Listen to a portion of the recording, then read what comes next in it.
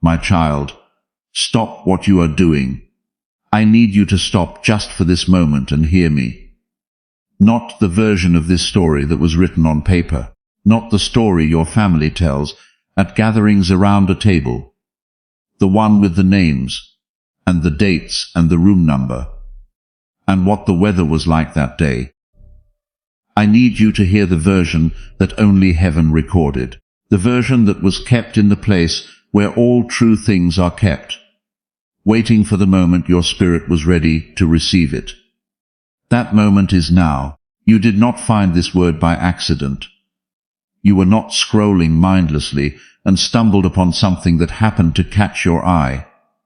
My child, I directed your attention here. I pulled you toward this moment, because there is something I have needed to tell you for a very long time.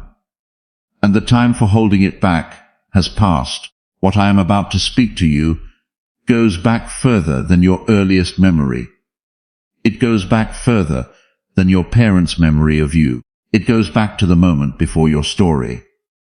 In this world even began to the place where I had already written the truth of who you are, before a single human being knew your face. Before I formed you in the womb, I knew you before you were born.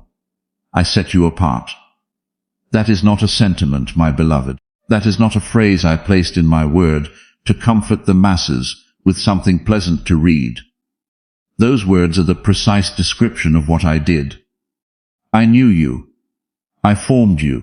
I set you apart, in that order, in that sequence, with full intention and complete knowledge of everything that would follow, long before any medical professional entered any room, long before any name was written on any document, long before the world had formed any opinion about who you were or what you were worth.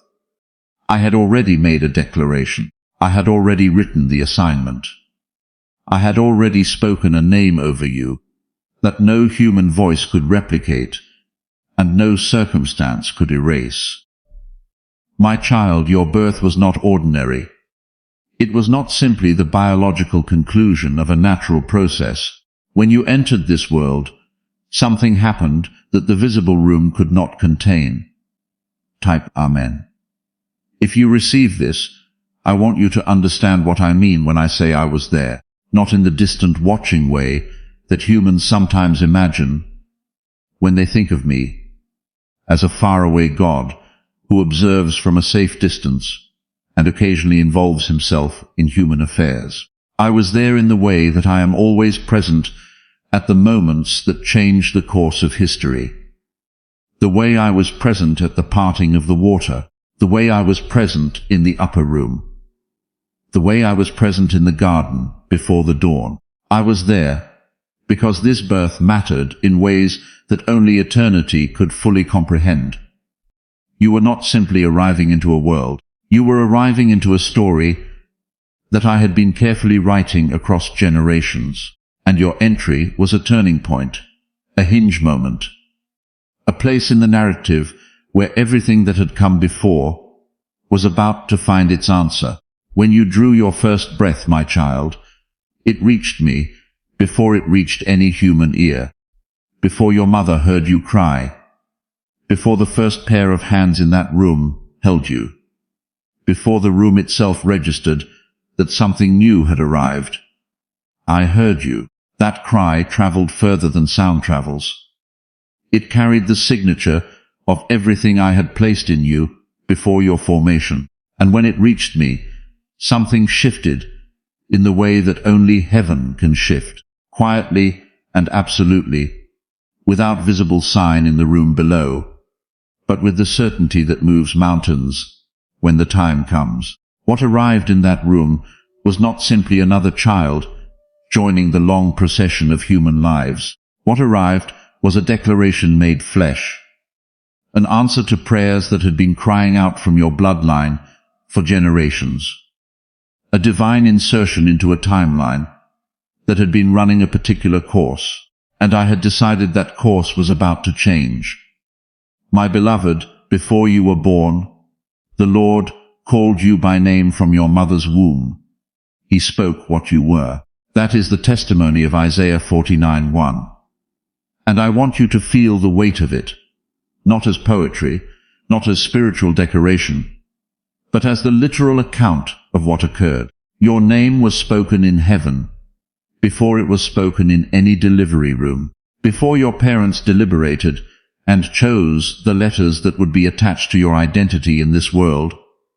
I had already declared who you were. The name they gave you may have carried their hopes, their heritage, their love, and that is real, and I honored it. But the name I spoke over you, before your formation, is the one that holds the full blueprint, the one that describes not just who you are called, but what you were made to carry, what you were sent to accomplish, what the specific shape of your assignment required you to be. That name is still yours. Nothing that has happened in the years since your birth has touched it. Every difficulty you have walked through, every wound you have collected, every season when you felt unnamed and unseen, that name was still written over you, in the place where all true names are kept. Type I was sent, not just born. If this is your story, my child, I want to tell you what was happening in the spiritual dimension the moment you were born. Not with fictional details, not with imagery borrowed from human storytelling, but with the plain theological truth of what it means when heaven sends a soul into the world under specific assignment. When I place a person in a generation, it is never a passive act. It is a deliberate decision, made with full knowledge of the moment in history, the specific family story, the weight of the assignment, and the particular gifting that will be required. I knew what generation you would be born into. I knew what was running in your bloodline. I knew what was broken, and what was whole, what was inherited, and what was prayed for, what had been lost, and what was crying out to be recovered. And with full knowledge of all of that, I still chose the exact moment of your arrival, not because it would be easy, not because the terrain was already prepared for you, but because you were the specific answer to what that moment required. When you entered this world, something in the spiritual realm responded, not quietly, not gently. Something ancient recognized what I had sent. The forces of darkness that had operated in your family story for generations felt the shift, not because you were already walking in your calling, not because you had yet proven anything at all, but because what I place in a soul at formation is visible to the spiritual world in ways that go beyond the visible. The darkness that studied your bloodline had learned the patterns of that story, had learned where the wounds were, had learned what worked to keep the cycle running, and then you arrived. And the pattern changed, not on the surface, not immediately, not in ways that anyone in the room that day could have named, but something shifted at the root level, because what arrived in that room was not just another child. It was an interruption, a divine insertion that the darkness had not fully prepared for, because it did not fully understand the weight of what I had placed in you before you were formed. I want to speak to something you have carried most of your life, my beloved, something you may have tried to explain away, or rationalize or dismiss, but that has never entirely left you. The sense of being different, not different in the way that is easily named, not different in a way that comes with a clear distinction or a visible marker, different in the way that makes a person feel slightly out of step with the world around them, slightly out of alignment with the conversations and the places and the rhythms that seem to hold everyone else without effort. You have spent years, my child, trying to understand why the places that held others easily could not quite hold you, why conversations that seemed to satisfy others left something in you still reaching, why your spirit kept pressing against the ceiling of ordinary life, as if it knew that something was being left unfinished. Why, in the quietest moments, when the world was not asking anything of you, there was a weight that had no clear external source pressing against your chest, reminding you that you were carrying something you had not yet fully named. My child, that pressing was not dysfunction. That was not anxiety in need of management. That was not a malfunction of your nervous system, or evidence of something broken in your composition. That was the seal I placed on you before your first breath, refusing to let you settle for a life too small for your assignment. The restlessness you felt was not your enemy. It was your inheritance pressing forward. The hunger you felt in spaces that should have satisfied was not ingratitude. It was the signature of a calling that knew its own dimensions. Even when you did not, you were not too much. You were precisely enough for what I made you to do, and the world was simply not yet large enough in those spaces to contain what you carried without it showing. And I want to be very specific about what that containment felt like from your side, my beloved, because I do not want you to carry this in the abstract. The moments when you sat in a room full of people and felt the most alone, that was not social failure. That was the solitude that belongs to a person carrying an assignment that the room has not yet been told about. The moments when you completed something that the world called a success and felt nothing rise in you to match the occasion. That was not ingratitude or coldness. That was your spirit accurately perceiving that the achievement, though real, was not the thing you were made for, and it would not settle until the real thing was in motion. The moments when a door closed, and something in you quietly, but clearly knew that the closed door was not a loss. That was not denial. That was the discernment I placed in you before you were formed, operating precisely as I designed it. You have been guided by more than you knew, my chosen one. You have been protected by more than you saw. The evidence has been there in every season, written in the moments that did not destroy you, when by all ordinary reckoning they should have. You created my inmost being. The psalmist wrote, "You knit me together in my mother's womb." I praise you because I am fearfully and wonderfully made. My beloved, that is the account of your construction, not his alone. Every part of you that felt like excess, every quality that the world received as too intense, or too sensitive, or too deep, or too open, was a deliberate design choice. I did not make you the way you are by accident, and then observe your life, hoping things would work out. I made you the way you are, because the assignment required exactly those dimensions. The depth that has sometimes felt like a burden, that is the capacity to carry the weight of what I will place in your hands. The sensitivity that has sometimes felt like a wound, that is the instrument through which you will perceive what others miss. The intensity that has sometimes felt like a fault, that is the force of the fire I placed in you before you were born. And it does not diminish because it is uncomfortable. It burns because it was made to burn. Type my difference is my design. If you feel this speaking to you, my child, I want to tell you something about why you were placed in the specific family that received you. This is not a question of accident. It is not a question of circumstance. You did not stumble into your family the way a leaf stumbles into a stream and ends up wherever the current carries it. I placed you there. I placed you there with full knowledge of what was already running in that bloodline. The patterns that had moved through the generations, like a current through water, the wounds that had been inherited without anyone choosing them, the cycles that had repeated, not from anyone's desire to repeat them, but from the weight of what had never been healed. I saw every generation that had carried the weight without breaking it. I saw every ancestor who had prayed and not seen the answer.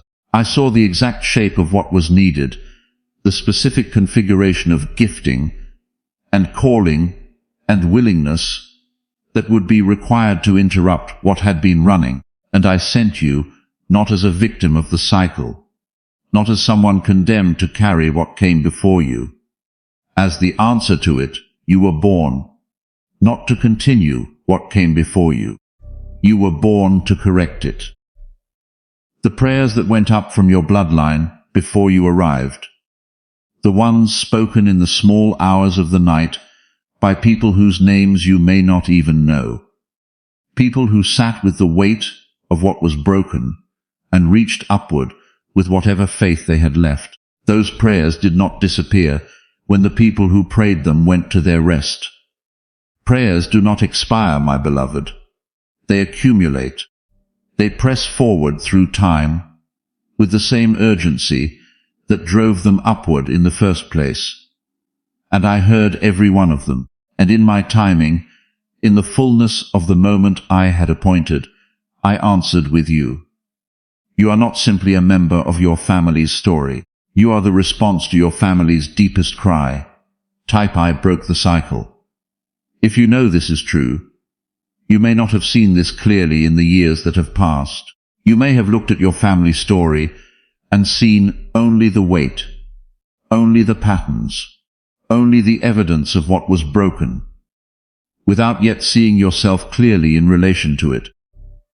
The person who breaks a cycle rarely looks like a champion from the inside. From the inside, it often looks like endurance, like holding on through things that should have broken you, like being the one who keeps reaching for something better, even when the environment around you would have justified giving up.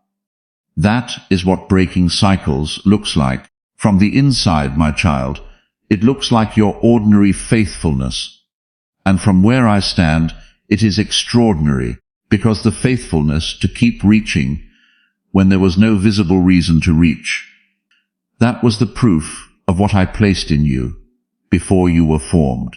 That was the calling expressing itself, even before you understood what you were carrying. My beloved, I must now speak to something that you have perhaps carried with less understanding. The question of why so much came against you so early, why difficulty arrived before you had developed the language or the strength or the maturity to understand what was happening. Why? As a child, as a young person, as someone just beginning to form a sense of who you were, the weight pressed so hard. The attacks came so directly. The sense of being targeted without clear reason was so present, my child. I want you to understand the truth about every difficulty you faced, every season of confusion, every wound that was inflicted when you were most vulnerable. The darkness that has tried to work against your life was not reacting to who you were on the surface. It was not responding to your actions or your words or your choices in the earliest years when you had made so few choices that could have provoked it. It was reacting to what I placed in you before you had words. The enemy studies bloodlines. He watches the movements of heaven. He is ancient, and he is strategic, and he has been operating in human history long enough to recognize the signs of a soul that has been sent with weight. And when I sent you into your family story, when I placed the declaration over you that I had written before your formation, the darkness saw the decree, and it moved early against a child, against someone who had not yet developed the armor, not yet found the language, not yet understood what they were carrying, or why the attacks were coming. That is not because I abandoned you in those years, my beloved. I was there in every moment. But the attacks were real, and you carried them, and the weight of them was not your fault, and you were never alone in them, even when the aloneness felt absolute. Here is the truth. The enemy did not anticipate. My child, here is the thing he miscalculated when he moved against you in those early years. He thought that if he pressed hard enough at the beginning, he could suppress what I had placed in you before your birth. He thought that wounds collected in childhood would scar over what I had written in heaven. He thought that confusion and isolation and the sense of being marked for difficulty would eventually dim the light he could see in you, even when you could not see it in yourself. But every wound he inflicted became formation in my hands. Every closed door he engineered became discernment in your spirit. Every loss he designed to hollow you out became oil, became depth, became the very capacity you now carry to hold the weight of what I am about to place in your hands. He thought he was preventing your calling. He was sharpening the very weapon I had made you to be. No weapon formed against you shall prosper. That is the word of Isaiah 54:17, and it is not a passive observation about how things tend to go. It is a decree over your life, spoken before the weapons were formed, standing firm after every weapon has been deployed and failed. Every weapon, not most of them, not the small ones. Every weapon formed against you shall not prosper, and every tongue that rises against you in judgment you shall condemn. This is the heritage of the servants of the Lord, and their righteousness is from me. You are not navigating this life unprotected. You have never been navigating it unprotected. Even in the seasons when protection felt invisible, the decree was standing. Even when the enemy pressed hard, and things broke, and wounds were real, the decree was standing. And every weapon that seemed for a moment to have landed was already being converted in my hands to something he never intended. Type the enemy, miscalculated. My beloved, there is something I want to do now. I want to bring you to the midpoint of what I am speaking and ask you to do something with what you have already received, the truth of your birth, the weight of the assignment I placed in you before your formation, the decree that no weapon formed against you shall prosper. These are not words to be held quietly in one place. Think of someone whose birth was also covered by my hand, someone in your family or your life who has never been told that their arrival meant something to heaven, someone who is still carrying the weight of not knowing what they were sent to do, still pressing against the ceiling of a life that feels too small, still wondering why the attacks came so early and so hard. Sow a seed in their name right now as a declaration that the same God who spoke over your birth is speaking over theirs. Visit the link in the description below or scan the QR code on screen. What you sow in their name from this place of knowing will be honored. Type I carry what my bloodline prayed for. My child, I want to speak now about what your mother sensed. And I want to be clear about what I mean, because I am not speaking in fictional terms, not placing images in your mind that did not occur, not constructing a story around hospital details or moments that may or may not have happened. I am speaking about something interior, something that operated in the quiet spaces that have no clear record. Your mother held something she did not have language for. There were moments she looked at you quietly, when she thought you were not watching. With eyes that carried something unspoken, she sensed it, not with her mind, not with any rational faculty that could have named it, with the part of her that had been quietly carrying a prayer she may never have put into coherent words, the prayer that the next generation would carry something she could not finish, the prayer that the weight she had borne would not be the end of the story, the prayer that what was broken in the generations before her would one day find its answer. When she looked at you, my beloved, she felt something press against the inside of her chest. It may have confused her. It may have expressed itself in ways she could not explain, in an extra tenderness toward you, in a protectiveness that sometimes felt like anxiety, in a sense that you required something she could not fully provide, that you were somehow larger than what the ordinary world around you could hold. She could not have named what she felt, because it came from a place that words do not easily reach. But what she was feeling was real. It was her spirit, recognizing the answer to a prayer she had almost stopped believing would come. She held in her arms the response to the deepest cry of her own heart, and her spirit knew it, even when her mind could not process it. I placed that knowing in her as a gift to both of you, a thread of recognition between the one who carried the answer and the one who had prayed the question. And even if your relationship with your mother has been complicated, even if the human dimensions of that relationship have been marked by the same wounds and cycles that marked her own story, that original thread was real. That moment of recognition was real. Her spirit knew something about you that the ordinary world did not know, and what she sensed was accurate, because you were the answer to what she had prayed, even imperfectly, even without fully understanding what she was asking for. In the years before you arrived, type, my birth was not an accident. The heaviness you sometimes carry, my child, the weight that has no clear external source, the sense that your life is meant for something beyond what is currently visible, that is not a disorder. That is not a malfunction of your emotional system. That is not evidence of something wrong with the way you process the world. That is memory. The memory of what I spoke over you before you took your first breath. Your spirit has never entirely forgotten the weight of your assignment.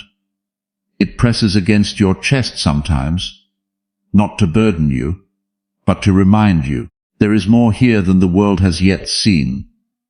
There is more in you than what has yet been expressed. There is a dimension of your story that has not yet been opened, a chapter that has not yet been written, a portion of the decree spoken before your birth that has not yet been fulfilled. And your spirit knows this.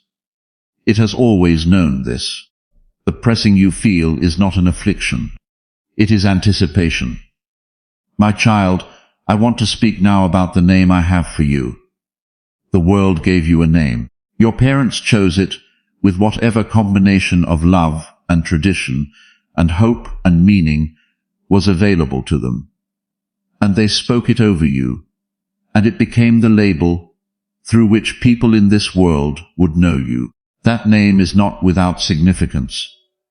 I honored the love with which it was given, but before they chose that name, before they deliberated and decided and announced it to the world, I had already spoken who you are.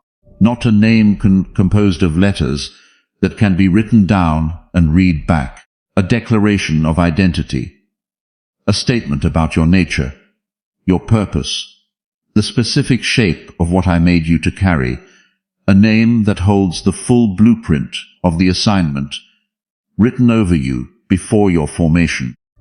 The world has tried to name you by your wounds, the sensitive one, the difficult one, the one who carries too much, the one who never quite fit, the one who struggles where others seem to simply live, the one who feels everything too deeply, the one whose history is complicated. My beloved, none of those names are yours. They are the names that circumstance and difficulty, and the misunderstanding of people who could not see clearly, have tried to attach to you, but they have never been the truth of who you are. The only name for you that holds the full truth is the one spoken in the place where your story began. In my knowing before you were formed, before you had anything to prove or fail it, before the world had formed any opinion about your worth, or your potential, or your capacity, to the one who is victorious, I will give a white stone with a new name, written on it, known only to the one who receives it. That is the word of Revelation 21:17. And I want you to understand what it holds. The name on that white stone is not something I will one day give you in a distant future. It is something I have always known. It is the name I spoke over you before your birth. The full declaration of who you are in my understanding. The true title of what you were sent to be and do. And there is something in you, my child, that already knows this name. Not in the surface mind. Not in the part of you that processes language and logic. In the deep part. In the part that presses against your chest. In the quiet hours. In the part that refuses to settle for a life too small. In the part that keeps reaching for something it can feel but has not yet fully seen.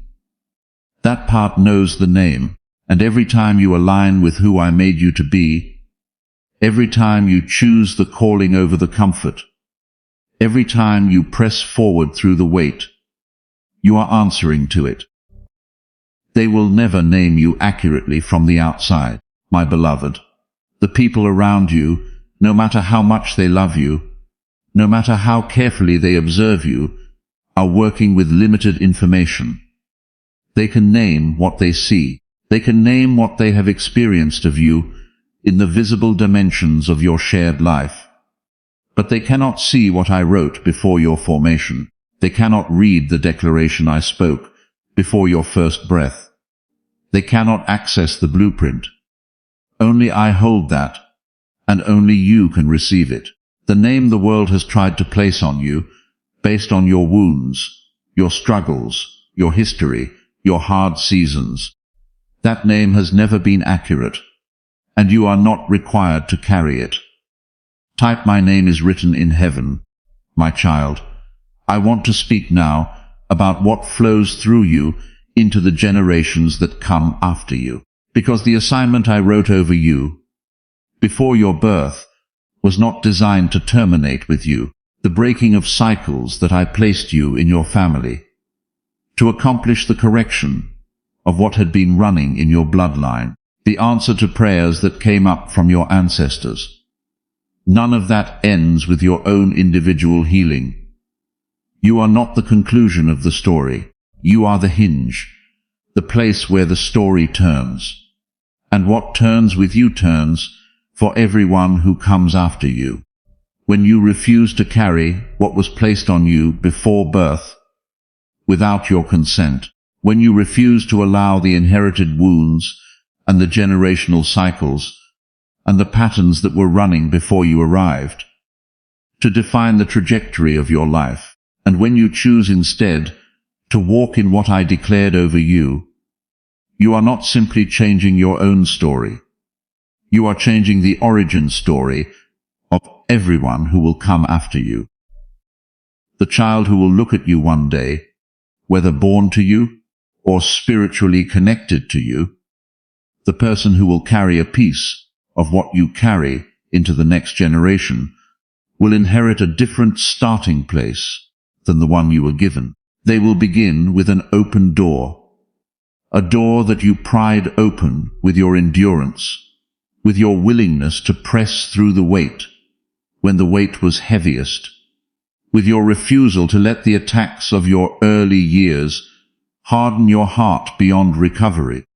This is the arithmetic of generational change, my beloved. One person who walks in their full assignment, one person who refuses to allow what came before them to define what they become, sets the terms for an entire generation of descendants who begin further forward. The prayers that were answered in you will express themselves differently in the ones who come after you.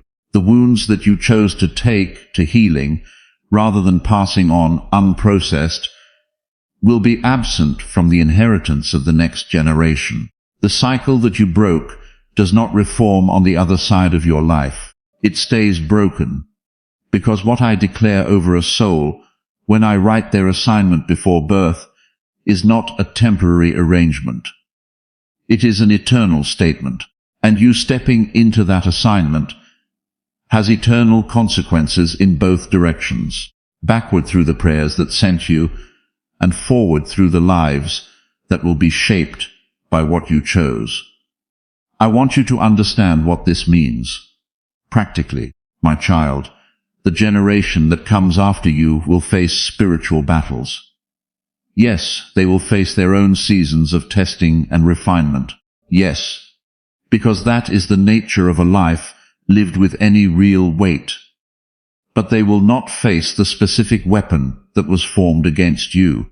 They will not face the particular shape of the darkness that has pressed against your bloodline for the generations before you, because you were sent to dismantle it. The door that you press through in your endurance, in your faithfulness, in your choice to walk in what I wrote over you before your birth. Even when it cost you something to do so, that door stays open. Not just for you, for the ones behind you who are not yet born, and for the ones already walking who do not yet know what is available to them, because you have not yet fully shown them by example what it looks like to carry a divine assignment without apology. Your life is a testimony that has not yet finished being written. And every day you choose the calling. Another line is added to a story that the generations behind you will one day read and understand. My child, I know that hearing all of this carries its own weight, the full scope of what I am speaking.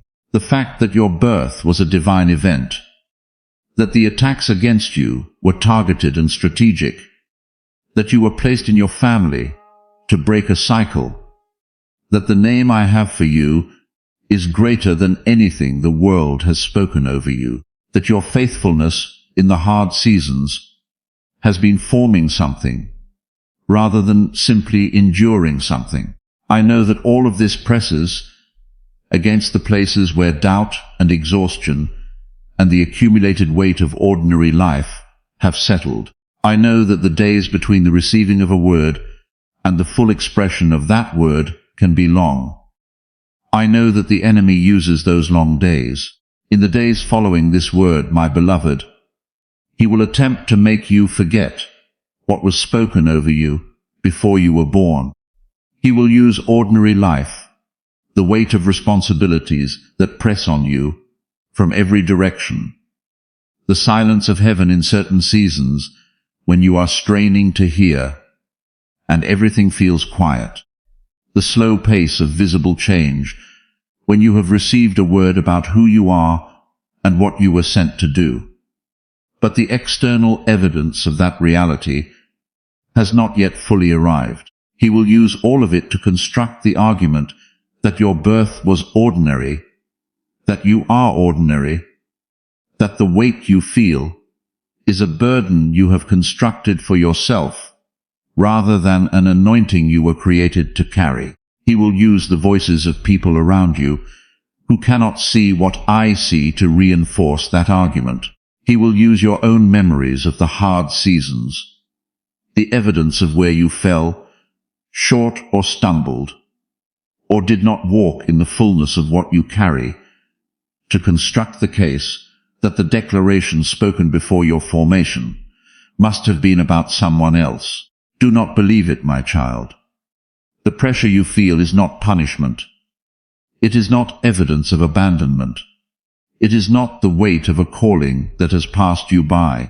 It is the weight of what I placed in you pressing forward. And that pressure does not relent. Not because I am being harsh with you, but because I have not released you from the assignment I wrote before your first breath. The pressure is the proof of the calling.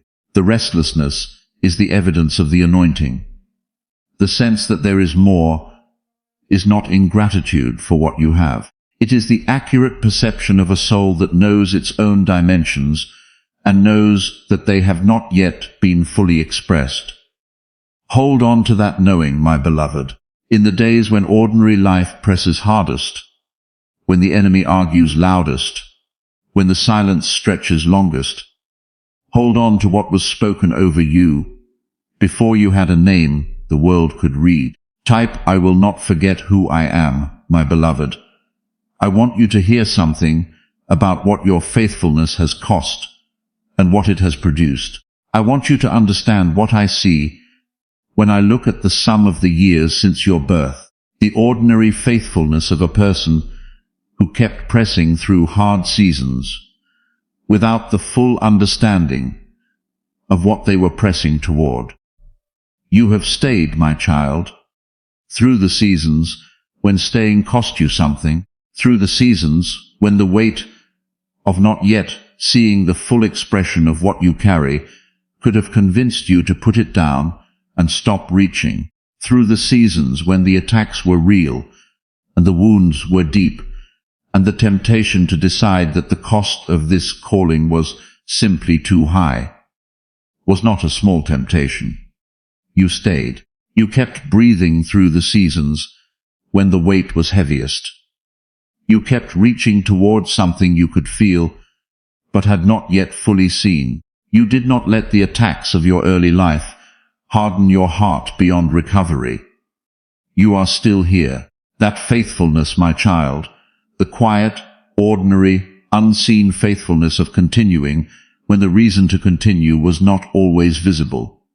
That is the faithfulness I am answering now, not with a prize for endurance, not with a reward transactionally attached to your suffering, but with the word I have been holding for you, the word about who you have always been, the declaration spoken before your birth that deserves to be received in full light, the faithfulness you showed in the darkness of not knowing, is the faithfulness I am honoring. In the light of this word, you pressed through without the full picture. You kept reaching without the complete understanding. You stayed faithful to something you could feel, but could not entirely see. And now I am giving you the full picture, not because you earned it by suffering well, but because the time appointed for it has come, and you are still here to receive it. Type, because I stayed. Before you carry this word forward into the days ahead, my beloved, I want you to do something. Everything that has been spoken here, the truth of your birth, the divine origin of your assignment, the declaration that no weapon formed against you shall prosper, the name heaven has always known you by, the legacy you are building in your generation for the ones who come after you, all of it deserves an anchor, an act of agreement, something that says with your hands what this word has spoken over your spirit. Sow a seed right now, not because you have to, not as a transaction, but as a declaration of agreement with what was spoken over your birth. The person whose name is on your heart in this moment, the one you thought of when I began to speak, sow a seed in their name and in your own as an act of faith, that what was declared before your first breath is still active, still standing, still moving toward full expression. Visit the link in the description below or scan the QR code on screen. What you sow from this place of knowing who you are will not return empty, not because of the giving itself, but because of the faith it represents. The declaration that you receive what was spoken over you, and you are ready to carry it forward. My child, as I spoke over you before your first breath, I speak over you again now, not because the first declaration was insufficient. The first declaration was complete. It held everything I needed to say about who you are, and what you were sent to do, and how I have covered you, and what I have planned for the days still ahead of you. I speak it again now, because you need to hear it in the full light of what you now know. You have spent your life carrying the weight of the declaration without the full knowledge of the declaration. You have pressed forward under the anointing without fully understanding what the anointing was, or where it came from, or why it felt the way it felt. You have endured the attacks of the enemy without fully understanding why you were targeted or what the attacks were responding to. Now you know, and I speak the declaration again over someone who knows. Before you were formed, I knew you. Before you were born, I set you apart. Before any voice in the world had decided what to make of you, I had already written the truth. Before any wound was collected, before any attack was launched, before any cycle in your bloodline was allowed to press against you, before any season of confusion or isolation or loss or difficulty, before all of it, the declaration was already standing. You were sent, you were marked, you were covered, you were placed with full intention in a specific family, in a specific generation, at a specific moment in history, because that moment required exactly what I placed in you. The secret your birth has always held was never meant to remain hidden forever. It was waiting for the moment your spirit had endured enough to receive it, waiting for the season of your life when the weight of what you carry was about to find its expression, waiting for now arise. Shine, for your light has come, and the glory of the Lord rises upon you. That is the word of Isaiah 61, spoken over you, spoken over this day, spoken over every day that follows from this moment of receiving. The light that rises upon you is not a light you generate. It is the light of what I declared before your birth, breaking through the surface of your life in full expression. The glory that rises is not the glory of human achievement or reputation or recognition. It is the glory that was placed in you before you had any of those things, the glory of a divine assignment fully embraced by the one it was written for. My child, you have been carrying this since before you had words. Now you carry it with knowledge. Now you carry it with the full awareness of what you hold and why it presses, and where it came from, and where it is going. Rise in that knowing. Carry it forward with the confidence of someone who has heard the truth of their own birth from the only voice that was present before the story began. Let me pray over you now. Father, I speak over this one who has received this word today. I confirm over them the declaration made before their formation. I speak their identity back to them in the full weight of what was written before their birth. I cover the days ahead with the same covering that was present on the day they arrived, and I release the full expression of what was placed in them before they had a name the world could read. Every weapon formed against them shall not prosper. Every voice that has tried to rename them by their wounds shall be silenced. Every cycle they were sent to break shall remain broken. Every generation that follows them shall inherit the open door they press through, and the name written on the white stone, the name that was always theirs, shall be known to them in increasing fullness from this day forward. Arise, shine, your light has come. I speak specifically over the days ahead, my beloved. The days when the ordinary weight of living will press back and try to convince you that this word was emotional and momentary and does not belong to the practical ground of your actual life. I speak that the truth received in this moment is not contingent on the feeling that accompanied it. The declaration spoken before your birth was not an emotional statement. It was a divine act, and it stands in the place beyond feeling, beyond circumstance, beyond the silence of seasons. When I seem far, and the weight seems heavier than the promise, I speak over your sleep tonight. I speak over your waking tomorrow. I speak over the next hard conversation, the next closed door, the next moment. When the weight of what you carry is not yet visible in the external evidence around you, in all of it, this stands. I knew you. I formed you. I set you apart. I am still forming you. I am still working out what I wrote before your first breath, and I will not stop until every word of that declaration has been fulfilled. You are not a story I started and left unfinished. You are a declaration I made before time, that I am bringing to its full completion in time. And what I begin, my child, I complete. Type the declaration stands.